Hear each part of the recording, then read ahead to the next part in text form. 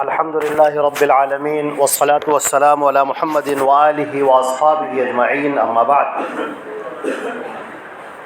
أعوذ بالله السميع العليم من الشيطان الرجيم شهر رمضان الذي أنزل فيه القرآن.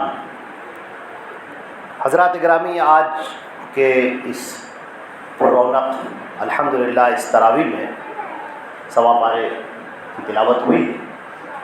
سب سے اہم بات تو یہ ہے کہ رمضان المبارک کا یہ ماہ اللہ رب العزت نے اپنے فضل و کرم سے ہمیں عنایت فرمایا ہے.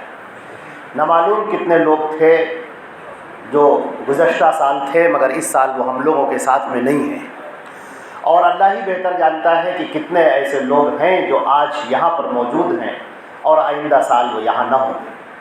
لہٰذا ان اوقات کی، ان لمحات کی ہمیں پوری قدر کرنی چاہیے. اللہ رب العزت اپنے فضل و کرم سے ہمیں رمضان المبارک سے مکمل فائدہ اٹھانے کی توفیق عطا فرمائے. رمضان المبارک کا بڑا گہرا تعلق اور خاص تعلق قرآن پاک سے ہے. اللہ نے فرمایا شہر رمضان الذی انزل فیہ القرآن، یہ رمضان کا جو مہینہ ہے اس کے اندر قرآن پاک کا نزول فرمایا گیا. ہدی للناس، اور یہ لوگوں کی ہدایت کے لیے.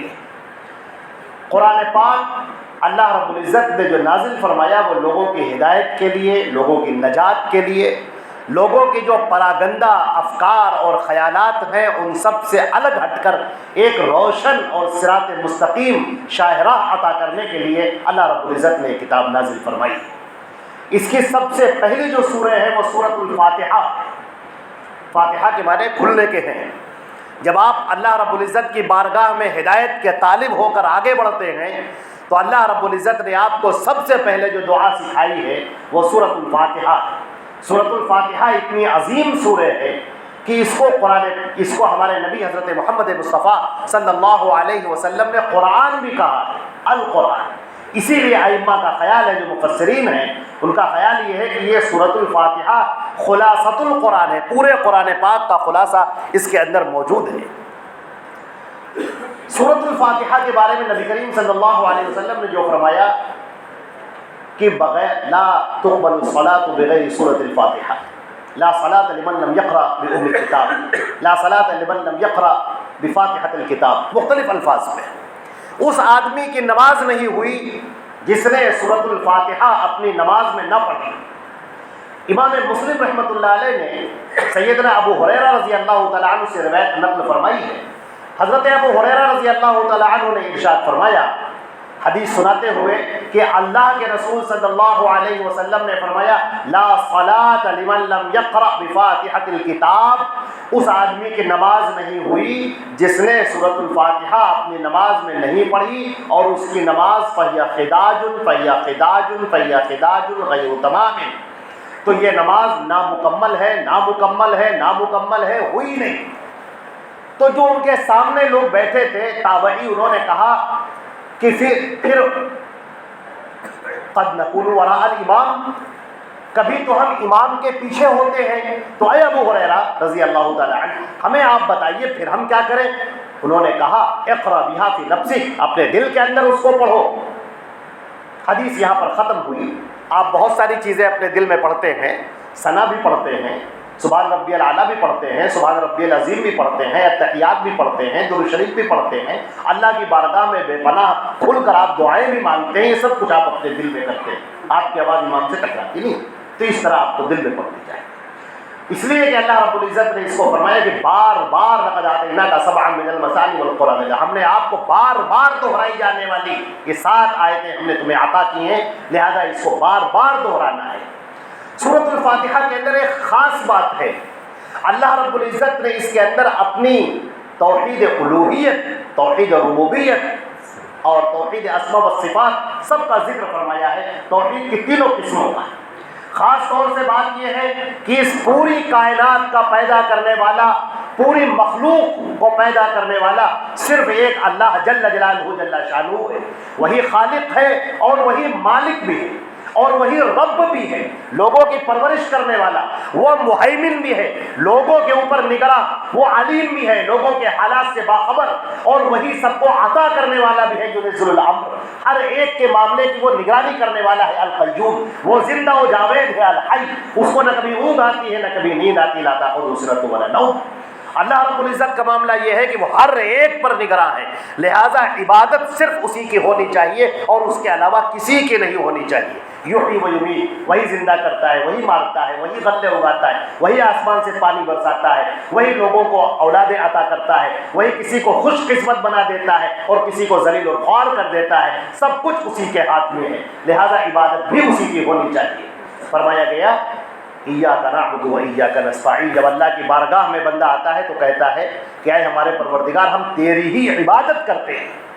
پھر اللہ نے اس کے بعد ایک اور وضاحت فرمائی کہ تم ابھی اور کہو، تم نے صرف اتنا کہا کہ اے اللہ ہم تیری عبادت کرتے ہیں، صرف تیری عبادت کرتے ہیں۔ ہو سکتا ہے تمہارے ذہن سے یہ بات نکل جائے کہ نماز پڑھنا، روزہ رکھنا، زکوٰۃ، حج، عمرہ، یہ سب تو عبادت ہے، یہ تو ہم اللہ کے لیے کرتے ہیں، لیکن چلو مانگنے کے لیے کسی اور در سے مانگتے ہیں، کہیں اور سے اپنے ہاتھ اٹھاتے ہیں، کسی اور سے کہتے ہیں کہ ہماری بگڑی بنا دے، ہماری پریشانی دور کر دے، ہمارے مسائل حل کر دے۔ اللہ تعالیٰ فرماتا ہے نہیں، وَإِيَّاكَ نَسْتَعِينُ، اے پروردگار ہم مدد بھی صرف تجھی سے چاہتے ہیں اور تیرے علاوہ کسی سے نہیں۔ یہ الوہیت کی بات، خالق اور مخلوق کے رشتے کو واضح کرنے کے بعد اللہ نے فرمایا کہ تم دعا مانگو، اہدنا الصراط المستقیم، اے اللہ مجھے صراط مستقیم عطا فرما دے۔ بندے نے دعا مانگی، اے اللہ مجھے صراط مستقیم عطا فرما دے۔ اللہ نے اس کے آگے اور وضاحت فرمائی کہ ابھی نہیں، بات مکمل نہیں ہے۔ صراط مستقیم وہ صراط مستقیم جن پر تیرا انعام نازل ہوا، اور اس راستے پر مت لے چل جن پر تیرا غضب نازل ہوا، جو راستے سے بھٹک گئے۔ اللہ کے نبی صلی اللہ علیہ وسلم نے فرمایا کہ الیہود والنصارى، اس سے مراد یہود اور نصارہ ہے۔ اب آپ دیکھیں سورۃ الفاتحہ سوال ہے اور باقی پورا قرآن پاک اس کا جواب ہے۔ سارے لوگوں کو تقریباً معلوم ہے کہ اللہ نے سب سے پہلے جو آیات نازل فرمائیں وہ سورۃ العلق کے اقرأ بسم ربک الذی نازل فرمائی، لیکن جب ہم قرآن پاک اٹھاتے ہیں اور ترتیب دیکھتے ہیں تو سورۃ الفاتحہ کے بعد فوراً سورۃ البقرہ ہمیں نظر آتی ہے۔ اس میں بڑی راز ہے، بڑی گہرائی ہے، اور سمجھنے والوں کے لیے بڑی نشانیاں پنہا ہیں۔ بندے نے کہا اہدنا الصراط المستقیم، اے اللہ تو ہمیں صراط مستقیم عطا فرما دے، راہ ہدایت عطا فرما دے، راہ نجات ہمیں دکھا دے۔ اللہ تعالیٰ نے فرمایا ٹھہر جاؤ، تم سے پہلے کی جو امت گزری تھی یہود اور نصارہ، انہوں نے بھی ہم سے ایسے ہی دعا مانگی تھی، انہوں نے بھی ہم سے جنت طلب کی تھی، انہوں نے بھی ہم سے جہنم سے پناہ مانگی تھی، انہوں نے بھی کہا تھا اے اللہ ہم تیری مرضی چاہتے ہیں، اے اللہ ہم تیری جنت میں داخلہ چاہتے ہیں۔ ہم نے ان کو کتاب دی، ان کو نبی دیا ہم نے، مگر انہوں نے کیا کیا؟ آؤ تمہیں ہم سناتے ہیں۔ پھر یہ سورۃ البقرہ شروع ہوتی ہے بنی اسرائیل کے احوال سے، کہ وہ بنی اسرائیل جن کو ہم نے کتاب عطا کی، موسیٰ جیسا عظیم پیغمبر دیا، مگر ان کا معاملہ یہ ہوا کہ موسیٰ علیہ السلام نے جب ان کے سامنے کوئی بات پیش کی تو کہنے لگے اتتخذنا ہزوا، اے نبی کیا ہم سے آپ مذاق کر رہے ہیں؟ قال اعوذ باللہ ان اکون من الجاہلین، موسیٰ علیہ السلام نے کہا کہ میں اللہ کی پناہ چاہتا ہوں کہ میں جاہلوں میں سے ہو جاؤں۔ اب انہوں نے ٹال مٹول کرنی شروع کی، اللہ کے حکم پر عمل کرنے کا دل نہیں کر رہا ہے، اس سے نکلنے کے حیلے تدبیریں اختیار کرنی شروع کی، اور اس کا نتیجہ یہ ہوا کہ وہ اللہ کی نگاہ میں مغضوب ٹھہرے۔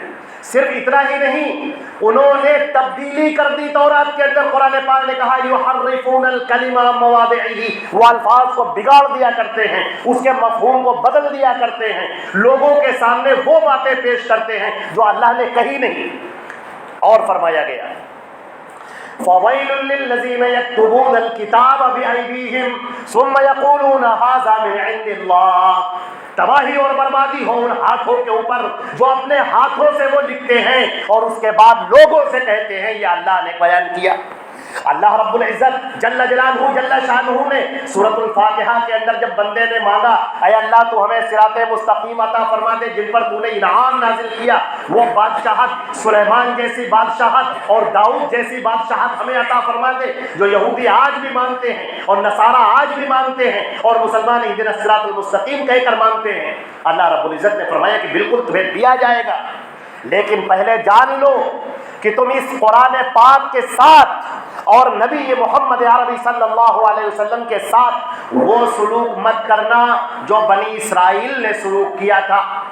اہدنا الصراط المستقیم، تم جان لو سارے لوگ صراط مستقیم کون ہے، کان کھول کر سن لو، یاسین والقرآن الحکیم انک لمن المرسلین علی صراط مستقیم۔ یاسین قسم ہے قرآن کی جو حکمتوں سے لبریز ہے، اے نبی آپ رسولوں میں سے ہیں اور آپ ہی صراط مستقیم، لہذا صراط مستقیم حضرت محمد مصطفیٰ صلی اللہ علیہ وسلم۔ دوسری بات آپ نے کہا تھا اہدنا یا اللہ مجھے ہدایت عطا فرما دے، قرآن پاک نے کہا ان تطیعوہ تہتدوا، اگر تم محمد صلی اللہ علیہ وسلم کی اطاعت کرو گے تو ہدایت پا جاؤ گے۔ عزیزان محترم، قرآن پاک بڑے غور کی کتاب ہے، بڑے سمجھنے کی کتاب ہے۔ افسوس یہ ہے کہ ہم لوگوں نے اس کتاب کو بالائے طاق رکھ دیا ہے۔ بڑے نکات ہیں، بڑے نکتے ہیں قرآن پاک کے اندر، وہ ہمارے لیے زندگی کی شاہراہ کو متعین کر دیتا ہے، ادھر اور ادھر جانے نہیں دیتا۔ قرآن پاک ہمارے سامنے واضح کر دیتا ہے۔ اور ایک بات یہاں پر ہم عرض کرتے ہیں اور اس کے بعد اپنی اس بات کو ختم کرتے ہیں۔ حضرت یعقوب علیہ السلام کا جب آخری وقت آیا ہے، اس پہلے پارے کے اندر ذکر کیا گیا، ام کنتم شہداء اذ حضر یعقوب الموت اذ قال لبنیہ ما تعبدون من بعدی قالوا نعبد الہک و الہ آبائک ابراہیم و اسماعیل و اسحاق الہا واحدا ونحن لہ مسلمون۔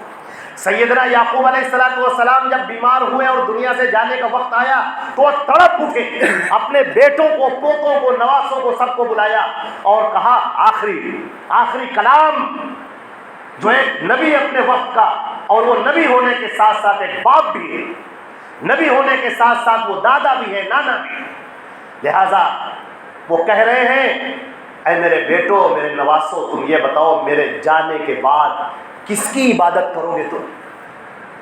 انہوں نے کہا کہ ہم ایک اللہ کی جو آپ کا رب ہے، آپ کے باپ، آپ کے دادا، سب کا جو رب ہے، ایک اللہ کی عبادت، ہم اسی کے لیے جھکنے والے ہیں بس۔ میرے عزیزوں، سیدنا یعقوب علیہ السلام کو اس وقت تک چین نہ آیا جب تک کہ انہوں نے اپنی اولاد کو دین حق پر دیکھ نہ لیا۔ آج کتنے ہی ہم میں سے لوگ ہیں جو گزرتے چلے جاتے ہیں، ان کے بیٹے کیا کر رہے ہیں انہیں کوئی پرواہ نہیں، جیسے جانور کی طرح سے زندگی ہو رہی ہے، انہوں نے دیکھا نہیں ہمارا بیٹا کیا کر رہا ہے، سمجھانے کے روادار نہیں، بتانے کے روادار نہیں، دین حق واضح کرنے کے روادار نہیں۔ اللہ رب العزت نے فرمایا تلک امۃ قد خلت لہا ما کسبت ولکم ما کسبتم، یہ قوم تھی جو جا چکی، یہ جو ہم نے پورا تذکرہ تم کو سنایا بنی اسرائیل کا، ابراہیم کا اور اسماعیل کا اور یعقوب کا، ان سب کا جو ہم نے تذکرہ سنایا، یہ سب جا چکے، انہوں نے جو اعمال کیے وہ ان کو ملیں گے۔ اب دیکھنا یہ ہے کہ تم کیا کرتے ہو، تمہارا رول کیا ہے، ہمارا اور آپ کا اب رول کیا ہے جو ہمیں ادا کرنا ہے اور ہمیں جو اعمال کرنے ہیں۔ اللہ رب العزت ہم کو اور آپ کو اس کی توفیق عطا فرمائے، قرآن پاک سے جڑنے کی، صحیح احادیث نبویہ سے جڑنے کی، صراط مستقیم پر چلنے کی، اور حضرت محمد مصطفیٰ صلی اللہ علیہ وسلم کی بتائی ہوئی باتوں کی روشنی میں دین پر عمل کرنے کی یا اللہ ہم سب کو توفیق عطا فرما۔ والسلام علیکم ورحمۃ اللہ وبرکاتہ۔